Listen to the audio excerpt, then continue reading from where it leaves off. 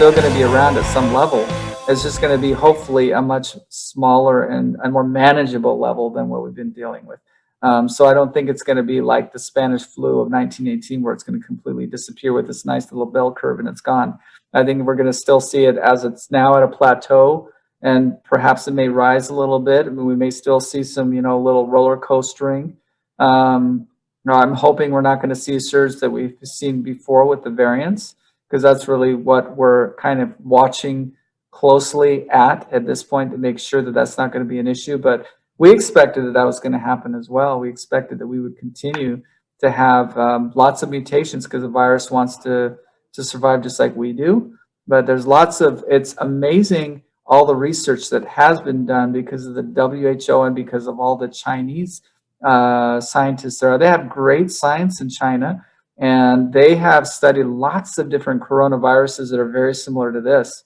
In fact, in some of the areas of Southeast Asia, they have been doing studies recently that their work has been published about, and it's all about very similar viruses to COVID-19 or SARS-CoV-2.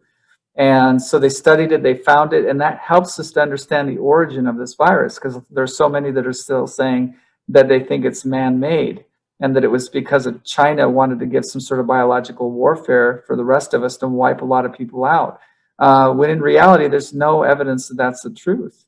All the evidence points towards, including these SARS-CoV lookalikes that are very similar, that it's a process of evolution, that there are different viruses at different stages that are very similar, that have very similar sequences to this. And they're finding them in random places. They're not finding them in places where there's laboratories, where they're just popping up. So these aren't those that can latch on to our respiratory system yet, but I think they could end up getting that sequence eventually where they could.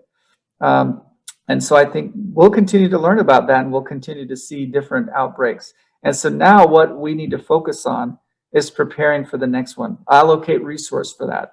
And I think that's the direction that we're going into now. And I'm so glad we're connected back in with the WHO. That's wonderful, because we need that kind of science. We need that kind of research that works with our Chinese neighbors, so that we can continue to battle against things like this is just for all of our benefit. We can end the divisiveness, and we can continue to work together as a people, as a humanity. When you said that you don't think COVID will have an ending bell curve like the Spanish flu, why,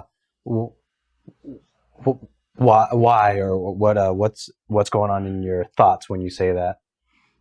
Well, I think it's because of the research that we're seeing now. It's because of the direction that the mutations that are part of the different variants that are being seen now in sequencing are leading us to believe. So all the research now is showing there's lots of different variants that are popping up, and this is just a grouping of different mutations that doesn't necessarily make it a new strain. It's not a new virus or anything, but it's just a different variable, or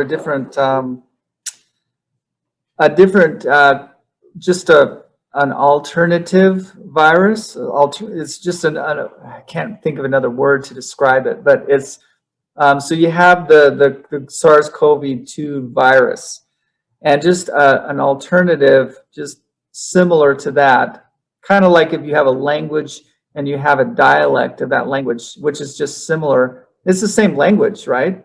But it just has just different words that are part of that language. Okay, like this. The Spanish language is in lots of different countries. It's the same language no matter where you go if it's Spanish, but there's lots of different dialects, the Cuban dialect, the Nicaraguan dialect, the Mexican dialect, etc. That's the same thing with the variant. You've got lots of different dialects of that virus, and they're not necessarily a new virus, but they're heading in that direction, okay? And so now you have the simple bell curve with the original flu. That is because of how that virus was and how it interacted with people. And eventually it died away and it wasn't successful anymore. This has such an ability to mutate that it has the ability to survive, because it is mutating itself to survive, to provide that resistance against what we want to provide as a vaccine for it. So let's look at